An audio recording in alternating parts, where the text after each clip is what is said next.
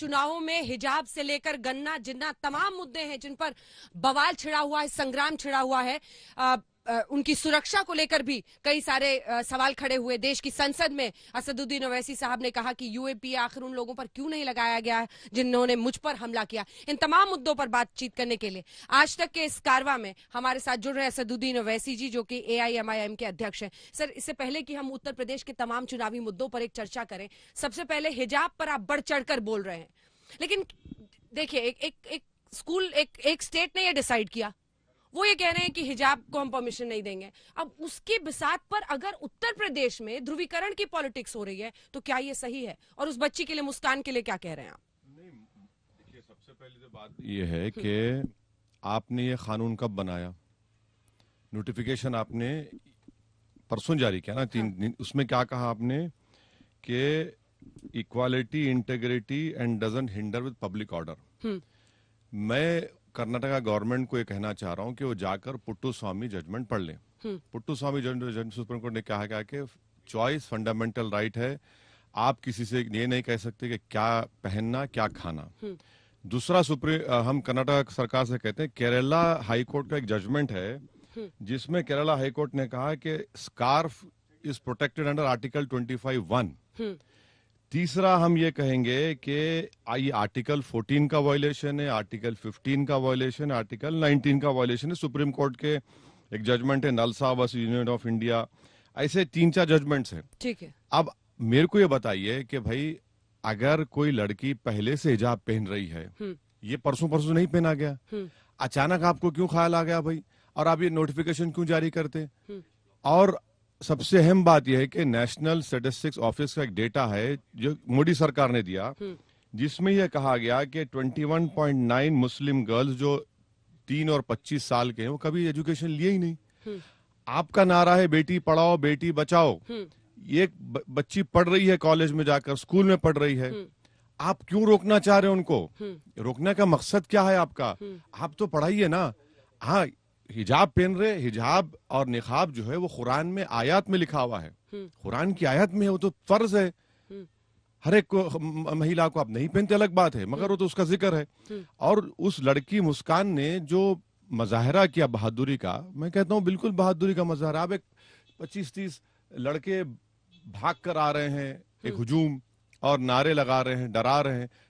लोग ये नहीं बता रहे कि उसको अंदर आने से रोका गया था। उस लड़की को, वो अपना असाइनमेंट सबमिट करना चाह रही थी, वो लड़की आई, तो उसमें इसको ध्रुवीकरण राजनीति क्यों बोलेंगे? नहीं, लेकिन अगर सरकार का ऑर्डर है ना सर, तो कोर्ट में चैलेंज कीजिए। चैलेंज हुआ है ना, तो वही कह रही हूँ, उसका इंतजार कीजिए। पॉलिटिक्स क्यों?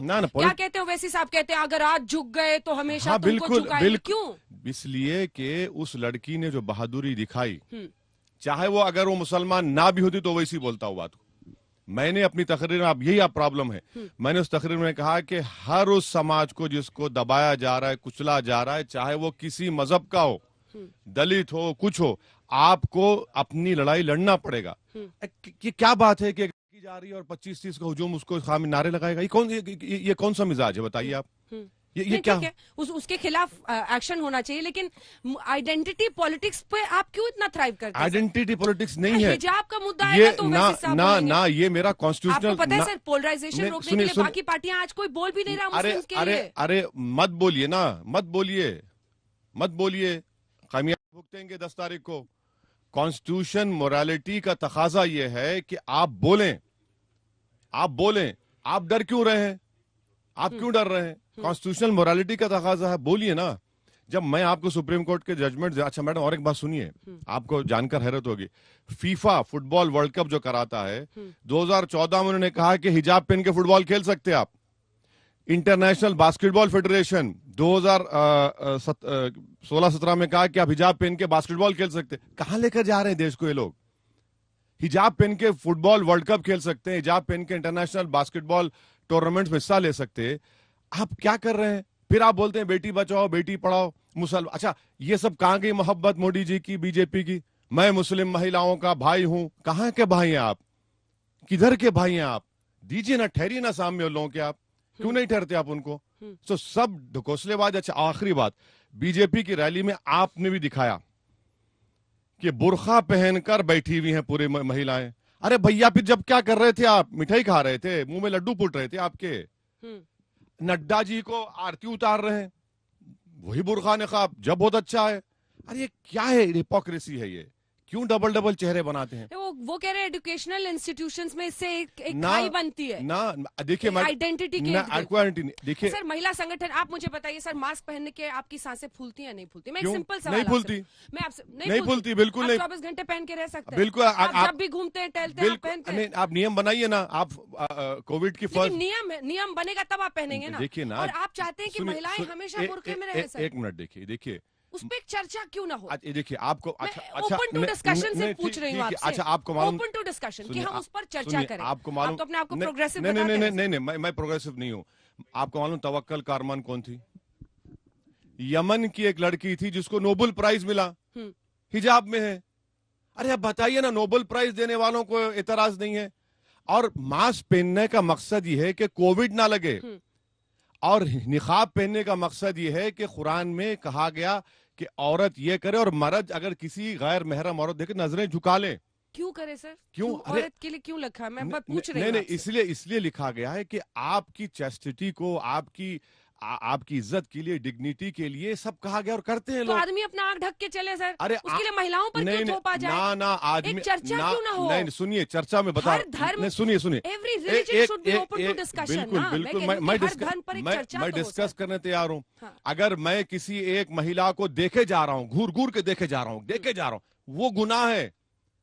अगर मैं अंजना ओम कश्यप से बात कर रहा हूँ, एंकर है टीवी इंटरव्यू, तो मैं देख रहा हूँ, मगर अगर मैं किसी को देखे जा रहा हूँ तो भाई वो गुनाह है। नजर नीची करो। मर्दों के लिए वो भी हुक्म है, खासी महिलाओं के लिए नहीं है। लेकिन पुरुषों के लिए तो कुछ बनाया नहीं ना क्या अपने कपड़े में, कि इनकी आंखों में पर्दा ना डाल दो, कपड़े है, इनको कहो छुप के बच के बैठने को सर। ना मर्दों के लिए कपड़ों, पूरा ओनस औरतों पे नहीं मर्दों के लिए कपड़ों का हुक्म है। बाल ना दिखे किसके? जो हिजाब का हाँ कॉन्सेप्ट है, बिल्कुल है सर? अरे वो तो मैं सिर्फ पूछ रही हूँ। नहीं, ये फेथ का हिस्सा है ना, हमारे चॉइस है। अच्छा, कोई जबरदस्ती तो नहीं कर रहा है किसी को, चॉइस है। अब फंडामेंटल राइट में चॉइस आ चुका है। 377 हमने हटा दिया। भाई कोई शराब पीता है, अब मैं क्या वो भी शराब पीऊं? नहीं पी दूंगा मैं, ठीक है पीजिए आप, आपके मेरे मजहब में उसकी इजाजत नहीं है। तो हम यही कह रहे हैं भाई, कॉन्स्टिट्यूशनल मोरालिटी है, फ्रीडम ऑफ चॉइस है, और जब हमको इख्तियार है तो क्यों ना करें। ऐसा मैं किसी को कह नहीं रहा हूं ना कि आप बरमुडा शॉर्ट्स पहनकर मत फिरिए, मैं तो ये नहीं कह रहा हूं ना। ये हमारा एक फेथ का हिस्सा है, हम करेंगे उसको। इसी पर छोड़ते हैं कि थोपा ना जाए हिजाब, लेकिन नोचा भी ना जाए। किसी के भी थोपा नहीं जाता है। गलत फहमी आपको। एक लड़की स्कूटी चला के आती है, कौन थोप रहा है उसको बताइए आप उसका इंडिपेंडेंस देखिए। स्कूटर चला, मोटरसाइकिल चलाकर आती है, पार्क करती है और फिर जाती है। अब बताइए, आप उसको दबाया जा रहा है कहेंगे आप। लेकिन आप आइडेंटिटी से जोड़ते हैं ना सर इसको। सुनिए, आपकी लाइन कोट कर रही हूँ ना सर, आपके भाषण सारे सुन रहे हैं ना हम लोग। कहते हैं अगर मैं टोपी और दाढ़ी लेकर देश की संसद में जा सकता हूँ तो हिजाब पहनकर बिल्कुल, क्यों नहीं आप उसको आइडेंटिटी से जोड़ रहे हैं। अरे योगी आदित्यनाथ क्या कर रहे? मोदी जी के पास दाढ़ी है, बाल भी बढ़ा लिए थे, अब थोड़े कम हो गए। अब बोलेंगे, क्या बोलेंगे आप? क्या बोलेंगे? अरे भाई ड्रेस जो है ना, आप कोई पहनिए, हमारा फेथ का हिस्सा है, हम प्रैक्टिस कर रहे। और वो फेथ, और मैं आपको बता रहा हूं, ये जो है ना, ये फेथ से बढ़ के नफरत है, ये और कुछ नहीं है। मैं बता रहा हूं, ये नफरत है और कुछ नहीं है। ये सब फसाड है, ये असल चीज जो नफरत है। लेकिन कर्नाटक से निकला हुआ ध्रुवीकरण, पोलराइजेशन यहाँ पहुंचेगा ना, और पहुंच रहा है। कई जगहों पर तनाव है, चर्चा हो रही है, उसी पर आप कहीं पे निकलिए सर। अंजना ओम कश्यप के शो में दिखाया जाता है, आज तक में टीवी पे लोग देख रहे हैं, यूट्यूब पे देख रहे हैं, फेसबुक पे कमेंट्स कर रहे हैं। मुस्कान का वीडियो वायरल हुआ है। हाँ बिल्कुल हुआ है, और मैं सलाम करता हूँ उस बच्ची के माँ बाप को, कितने बहादुर लड़की को पैदा किया। मामूली बात नहीं है।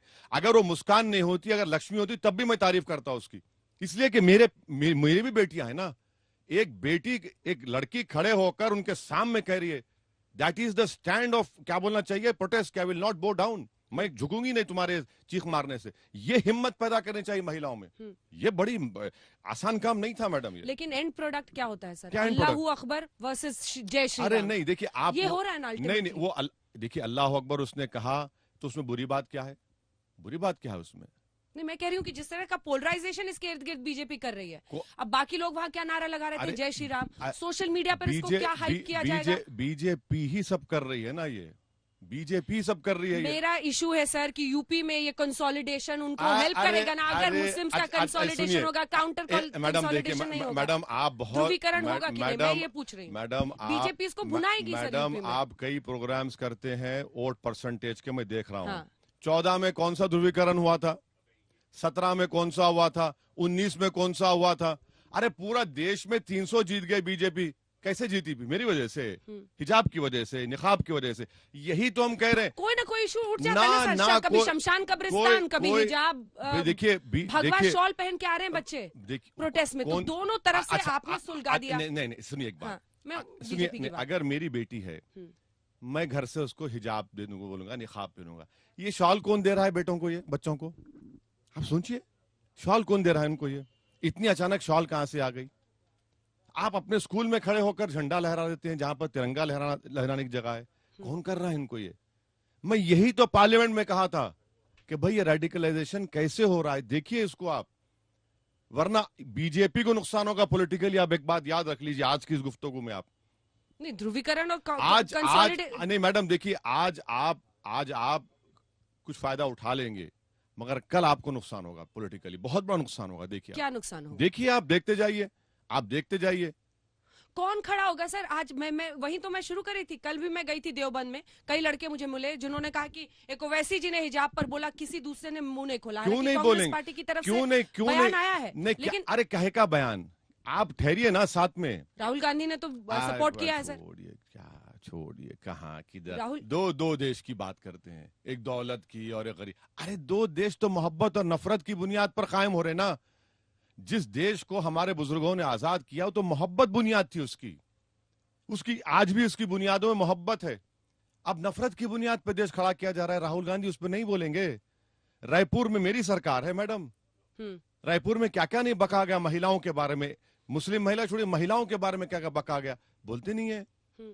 क्या बोलेंगे? राहुल गांधी के मतलब अभिभाषण के जवाब में पीएम ने कहा कि अगर कांग्रेस ना होती तो इमरजेंसी ना होती, सिखों का नरसंहार ना होता। ये नैरेटिव जो बन रहा है, इस पर एक जल्दी से कमेंट आपसे। देखिए, प्रधानमंत्री जानते हैं कि उनको सबसे बड़ा खतरा रीजनल पार्टी से पॉलिटिकली, तो प्रधानमंत्री जो है इन्हीं को उठाते रहते हैं। अब ये इस्तेमाल शुदा कारतूस है, कितना प्रधानमंत्री बोलेंगे उसको? छोड़ दीजिए ना, प्रधानमंत्री को भी छोड़ना चाहिए। उनको पॉलिटिकली सूट करता है। अरे सूट नहीं करता है, वो जो जानते हैं कि रीजनल पार्टीज 2024 में इनके लिए एक फॉर्मिडेबल पॉलिटिकल अपोनेंट बनेंगे। तो प्रधानमंत्री नहीं चाहते, प्रधानमंत्री चाहते कि इन्हीं को बोला जाए, तो उनकी पॉलिटिकल स्ट्रेटेजी है वो। अब आते हैं उत्तर प्रदेश पर। योगी आदित्यनाथ, केशव प्रसाद मौर्य सब कहते हैं अब मथुरा की बारी है। कहते हैं सिर पर उनके लाल टोपी है समाजवादी पार्टी और जेब में जालीदार टोपी है। तो वो बहुत उनका जो नैरेटिव है बड़ा क्लियर है सर। वो चाह रहे हैं कि मतलब ध्रुवीकरण हो और हिंदू वोट उनको मिले। तो यही तो हम कह रहे हैं, 5 साल में कुछ किया ही नहीं ना, 4.5 साल में।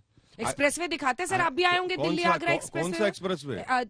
दिल्ली आगरा एक्सप्रेसवे पे, दिल्ली मेरठ एक्सप्रेसवे आप आए? कहाँ, कितने खड्डे उसमें? दिल्ली मेरठ, अरे कितने खड्डे! आप चलिए लखनऊ से, आप चलिए इलाहाबाद प्रयाग चलिए, हम गाड़ी में सफर करते हैं ना। हाँ। हम देखें कौन सा विकास किया आपने, कहाँ का विकास किया, आपके पास कुछ दिखाने को है ही नहीं ना। अच्छा ये बताइए कि मुरादाबाद, देवबंद में आपने कैंडिडेट को उतारा था, मेयर मदनी को। आप भी ऐसी सीटें खोज के पहुंच रहे हैं जहां पर 30% से ज्यादा मुस्लिम। अरे खोज के क्या करेंगे भाई? हम पिछले 5 साल से काम कर रहे हैं, कैंडिडेट पर हमारे संगठन है, लड़ेंगे ना मैडम। हाँ। खोज के क्या करना है? अरे ऐसी सीटें आप खोज रहे हैं ना जहां पर लड़ने से फायदा हो। ना ऐसे कोई बात नहीं। हाँ? खोज नहीं, क्या मुस्लिम बहुल ना जो जीतने के लिए लड़ते हैं ना चुनाव, तो लड़ेंगे, क्यों नहीं लड़ेंगे? कोई बुरी बात क्या है उसमें? और हिजाब का इशू भी आप हर जगह उठा रहे होंगे, कैसा रिस्पांस? क्योंकि ट्रिपल तलाक पे मुझे याद है सर आप बहुत ज्यादा बोलना नहीं चाहते थे, लेकिन हिजाब पर आप बढ़ चढ़ कर बोल रहे हैं। मुरादाबाद, इन जगहों पर जब आप बोल रहे हैं, क्या रिस्पांस है लोगों का? 3 मरतबा ट्रिपल तलाक का बिल पार्लियामेंट में लाया गया, हम ही बोल रहे थे ना। कौन बोल रहा दूसरा?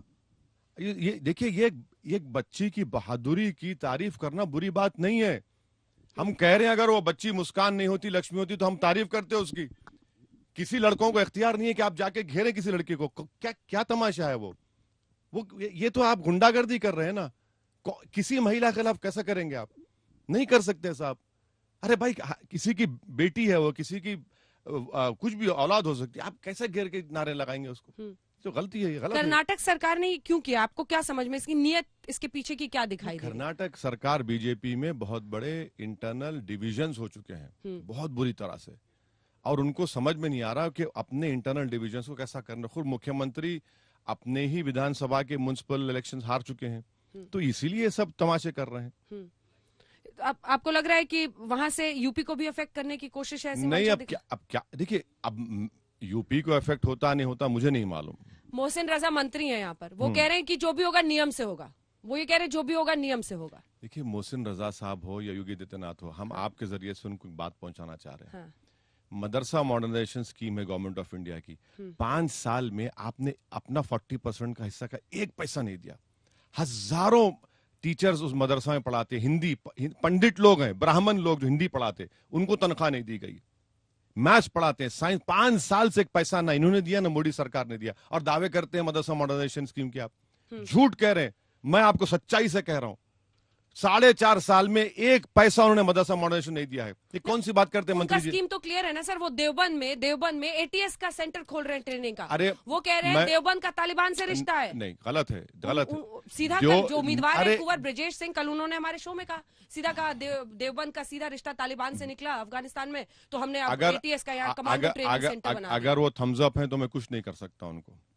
यही देवबंद के लोग थे जिन्होंने रेशमी रुमाल तहरीक शुरू की, माल्टा की जेल में सालों रहे। यही देवबंद के लोगों ने आजाद टू नेशन थ्योरी की रिजेक्ट किया उसको। तालिबान, देखिए, देवबंद एक स्कूल ऑफ थॉट है और पाकिस्तान में भी है, वो उनका अलग मामला है। मगर जितने देवबंद के स्कॉलर्स हैं वो भारत की जमीन से मोहब्बत करने वाले हैं। उनकी वफादारी पर शक करने वाला भारत का दुश्मन है, कह रहा हूं मैं। क्या मतलब है? आप तारीख जानते देवबंद की? नहीं जानते ना आप। कौन थे ये लोग जो रेशमी रुमाल तहरीक शुरू किए? कौन थे वो लोग जो अंग्रेज जिना के पैगाम को ठुकराया? कौन थे ये लोग? आप जानते ही नहीं है सर कि रेशमी रुमाल से मामला हिजाब तक आ चुका है। रेशमी रुमाल आंदोलन अपनी जगह पर ना वो जो रेशमी रुमाल शुरू किए उन्होंने ही दीन को अपनाया था। हिजाब, निकाब, दाढ़ी, सुन्नत, कुरान सब मानते थे। वो असदुद्दीन ओवैसी, उनके पैरों की धूल भी नहीं है उन लोगों की। वो आप कह रहे हैं उसको कि अफगानिस्तान तालिबान। अरे भैया, कौन सा अफगानिस्तान तालिबान से इनका रिश्ता है? झूठ कह रहे हैं। देवबंद के होंगे, मगर इस देवबंद जो भारत के है, क्या है उनका ताल्लुक है? ATS centre, commando training centre खोल रहे हैं। अरे खोलिए ना। हम तो ये कह रहे हैं कि मैं तो पार्लियामेंट में कहा हूं कि इंटरनल सिक्योरिटी डिपार्टमेंट जो एमएचए का है, उसमें हर रिलीजन का एक एंटी रेडिकलाइज सेंटर खोलिए। आप क्यों नहीं खोल रहे? आप कहाँ खोले? मिनिस्ट्री होम अफेयर्स में इंटरनल सिक्योरिटी डिपार्टमेंट है, उसमें आप हर रिलीजन के लिए डी रेडिकलाइजेशन सेंटर खोलिए। क्यों नहीं खोलते आप? 1 दिसंबर 2015 को मैंने कहा था, आज भी कह रहा हूं, खोलिए ना आप। हर रिलीजन में रेडिकलाइजेशन हो तो देखिए, कंट्रोल करिए आप। वो तो हिजाब को भी रेडिकलाइजेशन का एक्सटेंशन मांगते हैं ना सर। गलत है उनकी थ्योरी तो सही, बिल्कुल गलत है, क्लियर है उनकी, बिल्कुल गलत है। इसका मतलब हर दाढ़ी वाला रेडिकलाइज है, हर टोपी पहनने वाला रेडिकलाइज है। वो तो स्कूल इंस्टीट्यूशंस में लगा रहे। आप सोचिए 3 दिन से स्कूल कॉलेज बंद कर दिया। आप बंद लेकिन पीछे हटने को तैयार नहीं। आप बंद कर दिए, मगर ये बात बिल्कुल झूठ है कि हिजाब पहनने वाली लड़की रेडिकलाइज। कैसे रेडिकलाइज होगी? कैसे रेडिकलाइज? तो पढ़ रही है जाकर। आपको पिछला चुनाव याद है सर उत्तर प्रदेश का? ऐसे मंत्री नेता थे बाल्यान से लेकर राणा तक, जो ये कह रहे थे कि बुर्का पहनकर लोग आ रहे थे और प्रॉक्सी वोट कर रहे थे। अब ये वो तो एक लाइन पे चल रहे हैं। देखिए, हम आपको बुर्खे के कई फोटो दिखा देंगे जिनके चेहरे बाद में मालूम हुआ कि बीजेपी के हैं। वो सोशल मीडिया पे दिखा देंगे आपको। क्या करेंगे वो? तो उसको क्या करेंगे आप? भाई, आपको अगर आप वुमेन एम्पावरमेंट की बात कर रहे हैं तो एम्पावरमेंट आप तय करेंगे कि मैं कपड़े कैसे पहनूं? ये क्या बात है? आप स्कूल खोलते, आप मदरसों को पैसे देते, उन मदरसों में आपने बच्चियां पढ़ती हैं। हम पार्लियामेंट में उठाए, मुख्तार अब्बास नकवी ने एश्योरेंस दिया, झूठ कहा पार्लियामेंट को, मिसलीड किया उन्होंने, अब तक पैसे नहीं गए उन मदरसों को। अच्छा, स्कूल्स इंस्टीट्यूशंस में रिलीजियस आइडेंटिटी का एस्टैब्लिश होना क्या जरूरी है? मैं आपसे एक ओपन सवाल पूछ पहले मेरा सवाल समझ। मैं ये नहीं कह रहा, जैसे आप कल भाषण में कह रहे थे कि आज शाम में टीवी वाले शुरू हो जाएंगे कि घूंघट नहीं है तो अब बुर्का क्यों पहन के घूमते हो, दबा रहे हैं महिलाओं को, इनको प्यार हो रहा है। बट मैं आपसे पूछ रही हूँ, आप तो नहीं कहना, नहीं कहना। देखिए भाई, देखिए हमारी बात, सवाल मैं कह रही हूँ कि क्या रिलीजियस आइडेंटिटी की जरूरत है स्कूल में? ये मेरी क्या स्कूल में जरूरत है? क्या संविधान खत्म हो जाता स्कूल में? क्या संविधान नहीं खत्म होता? आपको आजादी है। हाँ, बिल्कुल वही हम कह रहे हैं। अगर ये प्रधानमंत्री कहते हैं कि देश एक जीवित आत्मा है, तो संविधान भी एक जीवित आत्मा है। फिर संविधान मुर्दा नहीं है, किताब नहीं है। अगर कोई लड़का लड़की स्कूल के गेट्स में आता है तो तब भी संविधान साथ रहता है उसके। सिविक्स में पढ़ाया जाता है, इट्स अ लिविंग हाँ, डॉक्यूमेंट। फिर अब प्रधानमंत्री को कोई बताए बात वो। मगर अगर मैं जा रहा हूं स्कूल में, मेरी लड़की जा रही है, मेरा बेटा है, तो क्या संविधान खत्म हो जाता उनके? नहीं खत्म होता ना। It doesn't. Constitution is always there to protect them, to protect their rights. वो हरेगा वो। तो आपको लग रहा है कि अब ये कोर्ट से इसका निपटारा हो जाएगा? अब देखिए, कोर्ट हियरिंग कर रहा है। हाँ। और जो पिटिशनर के वकील है, उन्होंने कहा कि मैं ब्राह्मण हूं, मेरा बेटा स्कूल को जाता है वो जो माथे पे तिलक लगाकर। वो कह रहे हैं, मैं तारीफ करता हूं, सलाम करता हूं वकील साहब को। उन्होंने कोर्ट को बताया, जज को, कि सर ये क्या है।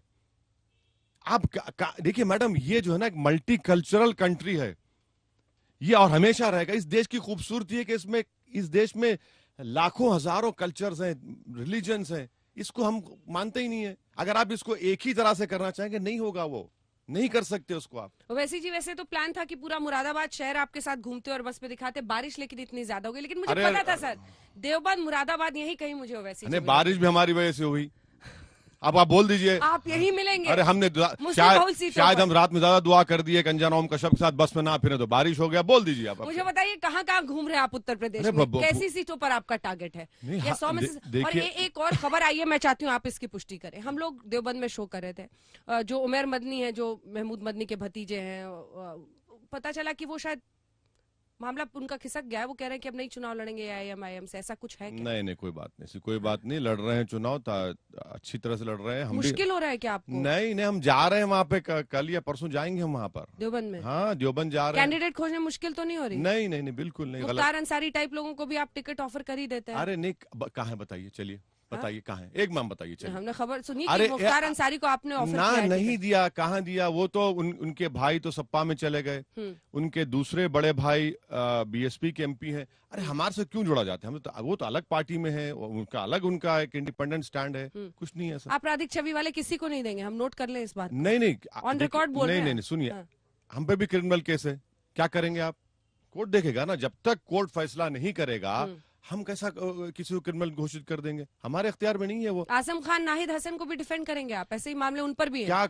जेल में जो लोग हैं उनको टिकट दिया जा रहा है। बीजेपी ने नहीं दिया किसी को, अभी एक को भी नहीं दिया बीजेपी ने। उनके पास तो 100 से ज्यादा हैं, जैसे वो खुद मान रहे हैं। हाँ, फिर लेकिन वही बात कहते हैं जो आप कह रहे हैं कि ये तो पॉलिटिकल मामले हैं जो हम पे दर्ज किए गए हैं। बिल्कुल, कोर्ट जब तक तय नहीं करेगा, आपको इख्तियार है इलेक्शन लड़ने का। कैराना में जिस शख्स का वीडियो वायरल हुआ, नाहिद हसन, सबको कह रहा था कि यहाँ से सामान मत खरीदो, व्यापारियों को यहाँ से पलायन होने दो, ऐसे शख्स को भी आप डिफेंड करेंगे? नहीं, ये नाहिद हसन साहब, उनकी फैमिली और उनकी पार्टी को बोलना चाहिए। मैं क्यों बोलूंगा उस बारे में? उनकी पार्टी बोले ना।